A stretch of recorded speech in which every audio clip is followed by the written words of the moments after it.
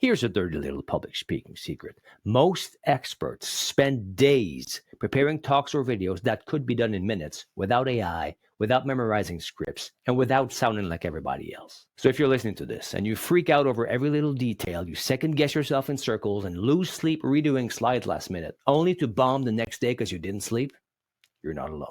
Most coaches, entrepreneurs, experts, and even speakers sometimes way over prepare and yet still underperform. And the worst part is all that stress doesn't just waste your time and sap your energy, it chips away at your confidence. Because your problem is not skill or knowledge. The problem is the gap between the clarity in your mind and what comes out of your mouth in public, which is exactly what the Napkin Talk formula solves in 37 minutes or less. It turns scattered ideas into unique, compelling talks or videos without scripts, stress, or memorization, using notes so simple they fit on a napkin. You won't find anything faster, simpler, or more effective than this anywhere on the market, guaranteed, because it gets your results in 37 minutes and you have a full 30 days to try it out. So if you know someone who wants to speak with more confidence on stage, on camera, or in meetings, send them the link in the description and make sure they use it before they need it, not after.